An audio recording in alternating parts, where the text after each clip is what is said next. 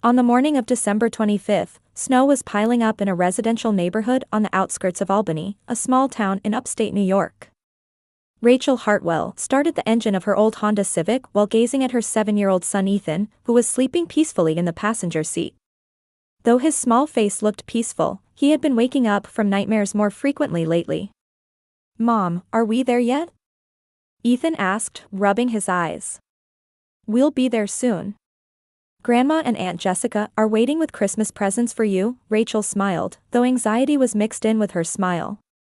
2 years ago in November, Ethan's father Michael had died in a construction site accident. He was only 30 years old. Since then, Rachel had been living with her son in a small apartment, working at the local library during the day and doing office work online at night to make ends meet. After her husband's death, she had been managing somehow with the life insurance money, but they were far from wealthy. Her mother Barbara worked as a branch manager at the local bank. She was someone who valued appearances above all else and was known as a devout believer at the neighborhood church. However, her daughter becoming a single mother felt like a great shame to her, and she made no attempt to hide it. Her sister Jessica had married heart surgeon David Lawrence after graduating from State University, and they had an 8-year-old daughter Emily and a 5-year-old son Jacob. They lived in a large house in an upscale neighborhood, with an income reaching 6 figures. Since her marriage, Jessica had made no effort to hide her sense of superiority over her sister. When the car stopped in front of her mother's house, Ethan jumped out of the car with excitement filling his chest. Rachel was dressed simply in a navy sweater and jeans she had found at a thrift store. Meanwhile, children's laughter and the sounds of new toys could be heard from inside the house. "Merry Christmas, Mom," Rachel hugged her mother at the front door. "Oh, Rachel. That outfit again?" Barbara frowned at her daughter's clothing. "Well, never mind. Come inside." In the living room, a large Christmas tree was decorated, and colorful presents were piled underneath it.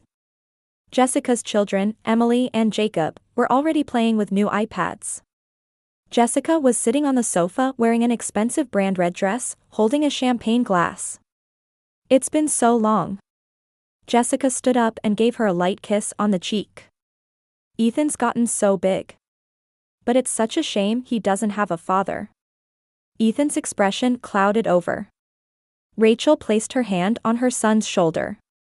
"Ethan, go play with Emily and Jacob."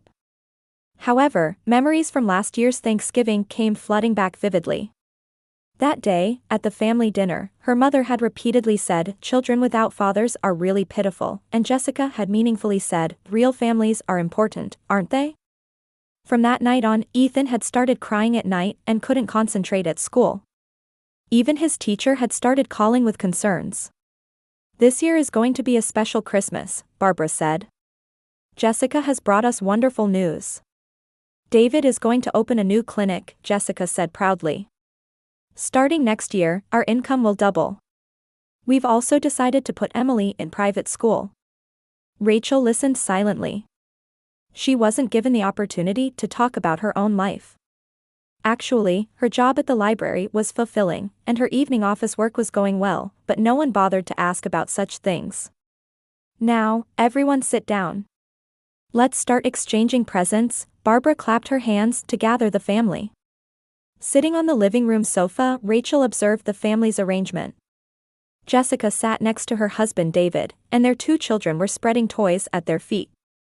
Ethan sat alone at the end of the sofa, folding his small hands on his lap. "This is going to be another wonderful Christmas," Barbara smiled with satisfaction. "Especially Jessica's family looks so happy, it warms my heart just watching them." David, with the calm demeanor of a doctor, placed his hand on his wife's shoulder. "We're grateful to be able to spend time together as a family, Barbara." "Well then, let's distribute the presents," Jessica stood up. "Emily, Jacob, Grandma has special presents for you." The first presents distributed were for Jessica's children. Emily received the latest American Girl doll set, and Jacob was given an expensive electric fire truck. Both children cheered and tore open the wrapping paper, immediately becoming absorbed in their new toys. "Next is Jessica and David," Barbara handed over a large box. What came out was a luxury brand dinner set. Mom, this is Royal Copenhagen. Jessica exclaimed in surprise. Such an expensive gift, thank you. It's a dinner set worthy of your new home, Barbara said proudly. Successful families need things that match their status. Rachel sat quietly. The meaning of her mother's words was clear. Her mother was clearly distinguishing between successful families and those that weren't. Now, I have presents for Rachel and Ethan too. Barbara's voice had lost the warmth it had just moments before. What was handed to Ethan was a small box wrapped in obviously cheap wrapping paper. Inside was a used puzzle. It was immediately apparent that several pieces were missing. Thank you, Grandma, Ethan said in a small voice, but confusion showed in his eyes. Rachel's present was an inexpensive candle set like those sold at discount stores. It was worlds apart from Jessica's luxury dinnerware. Oh, it smells nice, Rachel said, trying to sound cheerful. Thank you. Practical things are best for single mothers, Barbara said coldly. You don't need luxurious items. Jessica laughed while drinking champagne. My sister is used to simple living. Our situations are different. Ethan was staring at the expensive toys the other children were playing with. Emily's doll could talk, and Jacob's fire truck made real siren sounds. Compared to his puzzle with missing pieces, the difference was stark. Ethan, puzzles are good for your brain, Barbara said. Children like you need educational toys. What do you mean, children like me? Rachel quietly asked. Well, children without fathers need special consideration, Barbara answered as if it were obvious. They must learn to accept reality. Ethan's hands gripped the puzzle box tightly. Rachel sensed the tension in her son's shoulders. It was the same reaction she had seen last Thanksgiving. David, how about golf this weekend? Barbara changed the subject. You could bring Emily and Jacob too, and we could go to the country club as a family. That sounds like a wonderful idea, David replied. The children would enjoy the pool too. What about Rachel and Ethan? Jessica asked maliciously. Oh, but country club membership fees are quite expensive. It might be impossible for a single mother. Well, Barbara pretended to think. Rachel is probably busy, and Ethan is still small, so he wouldn't be suitable for adult gatherings. Rachel looked at her son. Tears were welling up in Ethan's eyes. Even a 7-year-old could understand that he was being excluded. We want to cherish our real family time, Jessica added. We want Emily and Jacob to grow up in a stable environment. What do you mean by real family? Anger crept into Rachel's voice. A family where both parents are present and financially stable, Barbara said clearly. Children need a father. That's the natural order. Ethan began to sob quietly. Rachel pulled her son close. Ethan, it's okay. Mom, why am I different? Ethan asked in a trembling voice. Am I a bad child because I don't have a daddy? Those words made Rachel's heart feel like it was breaking. Her son's nighttime crying and nightmares that had continued for a year, his anxiety symptoms at school, everything was concentrated in this moment. Sister, it's necessary to teach children reality too, Jessica said coldly. Because you spoil him too much, he can't adapt. There are research results showing that children of single mothers are statistically more likely to have problems, Barbara added. Making him accept reality early will be good for him. Rachel stood up. That's enough. What is? Jessica raised an eyebrow. We're leaving. Ethan, put on your coat. Oh, you're leaving already? Barbara pretended to be surprised. But we haven't had Christmas dinner yet. We'll pass on dinner, Rachel took her son's hand. Ethan, let's go. But, Mom, Ethan said in a small voice. Did I do something bad? No, you did nothing wrong, Rachel looked at her son. You're perfect. Walking toward the front door, Rachel steeled her resolve. She couldn't let her son be hurt any more than this. Wait, Rachel, Barbara came after her. There's no need to get so angry, is there? We were just stating facts. Rachel turned around. Facts? Telling a 7-year-old child that he's inferior because he doesn't have a father is stating facts? I never said such a thing, Barbara waved her hands dismissively. I just want Ethan to have appropriate expectations. Single mother households inevitably have limitations. Ethan was listening to the adults' conversation while holding Rachel's hand. His small body was trembling slightly. What limitations? Rachel's voice was low, suppressing her anger. There are financial problems, and there's no one who can fulfill a father's role, Jessica called out from the living room. I don't want Emily and Jacob to worry about such things. Rachel took a deep breath. I understand. But we're really leaving. Wait a minute, Barbara looked troubled. The neighbors are watching. It would look bad if family members fought and left on Christmas Day. Appearances? Rachel smiled bitterly. That's what matters most to you, isn't it? At that moment, Ethan murmured in a small voice, Mom, aren't we really family? Those words made up Rachel's mind. She placed her hand on her son's shoulder and said gently, let's go inside one more time. But after that, we're really leaving. Barbara showed a relieved expression. That's right, that's good. We're family, so we should get along. When they returned to the living room, Jessica and David were playing with the children. Emily and Jacob were absorbed in their new toys, and the room echoed with the sounds of expensive toys. Ethan looked once more under the Christmas tree. Several beautifully wrapped presents still remained. Those wrapped in gold ribbon and red wrapping paper clearly looked expensive. Those presents are very pretty, Ethan said innocently. Those are special presents for Emily and Jacob, Jessica explained. They're gifts from David's parents. Ethan looked up with hopeful eyes. Can I pick one too? At that moment, the air in the room froze. Barbara frowned, and Jessica made an openly disgusted face. Ethan, those are... Rachel tried to stop her son, but Barbara spoke first. Only for real grandchildren, Barbara's voice was cold and merciless. Ethan's face twisted in confusion. Real grandchildren? Aren't I one? Jessica lifted her champagne glass with a triumphant smile. How pathetic to expect presents when you're from a single mother. The moment those words echoed in the room, large tears overflowed from Ethan's eyes. His small body began to shake, and his breathing became shallow. Rachel saw her son's symptoms and became worried. These were signs of the panic symptoms that had been continuing for a year. Mom. Ethan's voice was trembling. Let's go home, please. Rachel hugged her son. Ethan's small body was frozen with fear. It's okay, Ethan. We'll go home right away.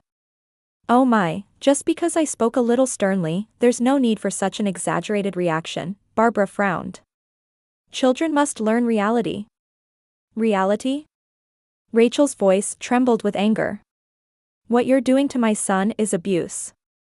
Abuse? Jessica stood up. We're just stating facts. Children without fathers really do have problems. Look, he cries immediately, how unseemly.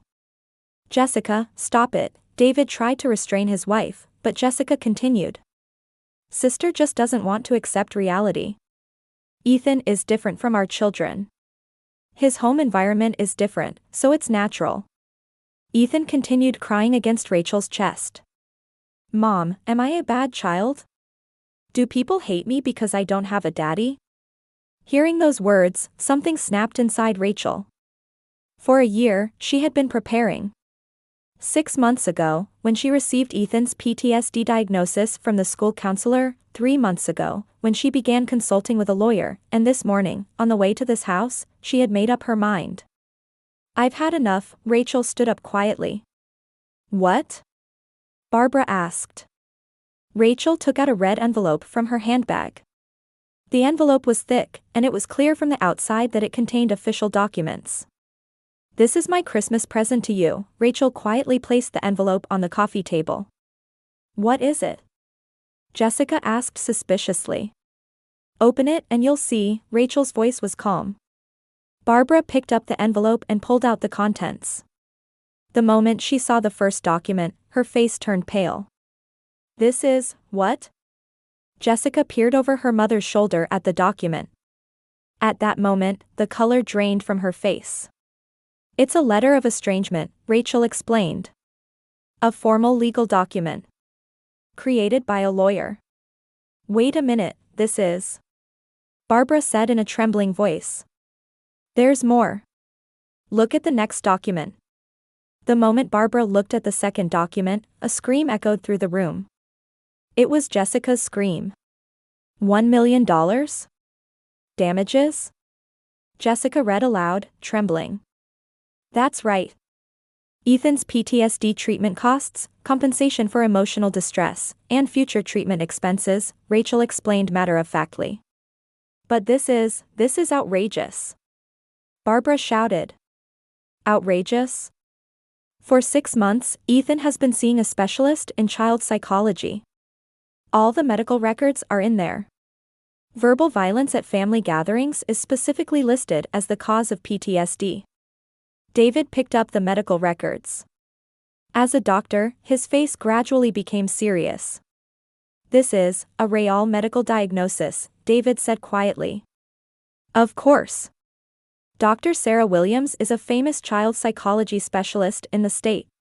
Her diagnosis is valid in court. Jessica looked at the third document and turned even paler. Recordings? Testimony? What is this? For the past year, I've been recording our conversations. It's legal in this state with one party's consent. Also, Ethan's teachers, counselors, neighbors, everyone has seen your behavior. That's... Barbara's hands were shaking. Look at the last document, Rachel's voice was merciless. The moment Barbara opened the last document, desperate silence fell over the room. It was preparation paperwork for filing a lawsuit. Mom, Jessica. This is your final warning. For a year, I've been gathering evidence. Recordings, medical records, witness testimony, I have everything. If you approach us again, I'll take everything to court. As Barbara and Jessica's crying echoed, David looked at Rachel while placing his hand on his wife's shoulder. As a doctor, he understood the seriousness of the documents. Rachel, are you serious about this? David asked quietly. Of course. I've been preparing with lawyer Margaret Stevenson for 3 months. She's a family law specialist who handles many child abuse cases. Child abuse? Barbara protested tearfully. We never laid a hand on him. Physical abuse isn't the only form of abuse, Rachel's voice was calm. Verbal violence, emotional abuse, that's also legitimate child abuse. Especially when it's continuous and deliberate. Jessica was trembling while gripping the documents. But $1 million, where would we get that kind of money? That's not my problem, Rachel shrugged. It's the price for what you did to my son. Ethan was still crying against Rachel's chest, but as he listened to the adults' conversation, he gradually calmed down. Mom, I'm not a bad child, right? Ethan asked in a small voice. You're the most wonderful child in the world, Ethan, Rachel stroked her son's hair. Never forget that. Barbara stood up and walked toward Rachel. Please, Rachel. We're family, aren't we? Going to court over something like this wouldn't be good for either of us. Family? Rachel laughed coldly. Family wouldn't hurt a 7-year-old child. Family wouldn't use words like real grandchildren. But we were thinking of you too. Thinking? Rachel interrupted. There's more. Look at everything in the envelope. When Barbara reached into the envelope again, several more documents remained. The moment she saw the next document, her face turned even paler. This is contact information for Michael's family? That's right. My late husband's family. People you've never met. Jessica asked with a confused face. What do you mean? We heard Michael's parents were office workers. That was a lie, satisfaction crept into Rachel's voice for the first time. Michael's father, James Hartwell, is a successful businessman in the Texas oil industry. He's the founder of Hartwell Energy Corporation. Shocking silence flowed through the room. Oil business? David repeated in surprise. A company with annual sales of $500 million. Michael hated the idea of becoming an heir and chose to work as an ordinary construction worker. But his parents respected their son's choice. Barbara's hands trembled as she turned the pages. There were photos of a luxurious mansion in Texas and many photos of the Hartwell couple with Ethan, all smiling. These people are Michael's parents, James and Patricia Hartwell. Ethan's real grandparents, Rachel said proudly. They love Ethan with all their hearts. As their real grandson. Jessica was stunned looking at the photos. There were images of Ethan playing by a luxurious poolside, having meals with family at expensive restaurants, and most importantly, the happy expression of a child who was truly loved. Why did you keep quiet about this until now? Barbara asked in a trembling voice. Because I knew your character, Rachel's eyes glowed coldly. I know very well how you change when money becomes involved. Do you remember Uncle's inheritance? Rachel continued. When Uncle John died, you tried to monopolize the inheritance and cause trouble with half the relatives. It eventually became a court case and you ended up estranged from half the family. Barbara's face turned bright red. That was a misunderstanding. A misunderstanding? Even Jessica looked at her mother. Mom, what really happened then? Mom tried to trick Uncle, who had dementia, into rewriting his will, Rachel cruelly exposed. Fortunately, Uncle's friend noticed and stopped it. That's not true, Barbara weakly denied. That's why I kept Michael's family absolutely secret.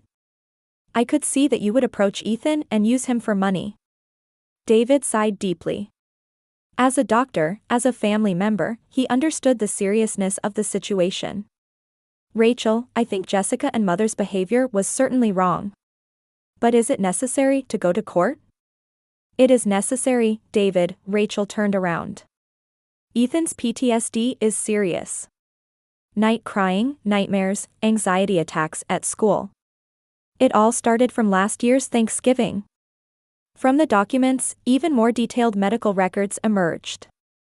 Dr. Williams' detailed diagnosis clearly recorded the progression of Ethan's symptoms and the events that caused them. The patient showed acute stress reaction due to verbal attacks received at a family gathering a year ago, which subsequently developed into PTSD, David read from the diagnosis. In particular, continuous discriminatory remarks based on the absence of a father have caused serious damage to the patient's self-esteem. Jessica collapsed into a chair. I had no idea we were hurting Ethan so much. Not knowing doesn't excuse it, Rachel's voice was merciless. Especially today's comment about only for real grandchildren, it's all been recorded. Barbara opened the last document with trembling hands. It was an official letter from Hartwell Energy Corporation. This is, what? A notice of the establishment of Ethan's education fund, Rachel explained. James and Patricia have established a $10 million education fund for their grandson. Everything from Harvard tuition to future startup capital is covered. Everyone in the room gasped. $10 million? Jessica whispered. That's right. Ethan will never have to worry about money in the future. And he has a real family who loves him, Rachel smiled with satisfaction. A new home in Texas is ready too. We're moving there next month. Moving? Barbara stood up. Wait a minute, that means... Yes. This is the end. We will never see you again, Rachel's voice rang like a final judgment. But the damage claim. If you legally promise never to contact us or come near us again, I'll drop the damage claim, Rachel presented the condition. But if you break that promise, I'll go to court with all the evidence. David looked at his wife. Jessica, what we did was wrong. I think Rachel's demands are justified. Jessica nodded while crying. I'm truly sorry. We did terrible things. Barbara also sat down, crying. Rachel, please, we're family. If we were family, you would have loved Ethan from the beginning, Rachel took her son's hand. But all you did was hurt him. This is the end, Rachel stood up. Next week, a formal estrangement agreement will be sent by the lawyer. Please sign it. Ethan said in a small voice, "Oh, Mom, are we going to Grandpa and Grandma in Texas?" Yes, Ethan. We're going to people who truly love you. As desperate silence filled the room, Rachel and Ethan headed toward the front door. 6 months later, at a beautiful mansion in the Houston, Texas suburbs, Ethan was enjoying chess with his grandfather James by the poolside garden. The face of the now 8-year-old showed no trace of his former anxiety. "Checkmate, Grandpa." Ethan called out happily. "Wonderful. You really are smart," James hugged his grandson. "Your father was good at chess when he was about your age too." Patricia came over with lemonade. "Ethan, did you finish today's homework? How is your new school?" "It's so much fun, Grandma. I've made lots of friends, and the teachers are kind." Ethan's eyes sparkled. "Tomorrow I have a presentation in class. I'm going to talk about Daddy." Rachel came out of the kitchen. Her expression was incomparably more peaceful than before. "Ethan, it's almost time for your session with Dr. Williams." "Okay, Mom." Ethan stood up obediently. His PTSD treatment was progressing smoothly, and the night crying had almost completely stopped. When Ethan returned from treatment, he excitedly reported to Rachel. "Mom, Dr. Williams said I'm almost completely better." "Really? That's wonderful." Rachel hugged her son. At dinner time, warm family conversation echoed in the dining room. Patricia asked Ethan, "What would you like for your birthday next month?" "I don't need anything special. Just being with everyone is enough." Ethan's answer made the adults smile. Meanwhile, in Albany, New York, Barbara and Jessica's lives had completely changed. After Sunday service at church, Barbara was being avoided by other believers. The matter of Rachel and Ethan had quickly become the talk of the town. "That woman hurt her grandson and was estranged from him. I heard she bullied her single mother daughter. Hiding the fact that there was a wealthy family. What a terrible story." Jessica's situation was also serious. Her husband David was deeply disappointed in his wife's behavior. "Jessica, your behavior toward your sister and nephew is unforgivable as a doctor and as a human being," David said coldly. "Hurting a child is the act I despise most." "But David, I didn't mean to." "Even if you didn't mean to, the result is the same. You deeply hurt one child's heart." Emily and Jacob also sensed their parents' change. The atmosphere at home was no longer as bright as before, and they understood in their childlike way that their father had become cold toward their mother. "Mom, can't we see our cousin Ethan anymore?" Emily asked sadly. "That's..." Jessica was at a loss for an answer. In fact, she had been writing apology letters to Rachel every night, only to tear them up. Barbara's position at the bank had also become delicate. In a small local community, personal reputation affects professional trust too. "Barbara, you seem tired lately, are you okay?" a colleague asked with concern. However, Barbara couldn't tell the truth. In Texas, Rachel was beginning a new life. She had started working at a local interior design company, and her talent was highly valued. "Rachel, your design sense is wonderful," a colleague praised her. "Client evaluations are the highest." Ethan's education was also going smoothly. With the Hartwell family's education fund, he was given the finest educational environment. Through piano lessons, science experiment club, and activities in the chess club, his talents were blossoming. One evening after dinner, Ethan asked Rachel, "Mom, I sometimes think about the previous grandmas. But I'm not angry." "Really?" Rachel was surprised by her son's growth.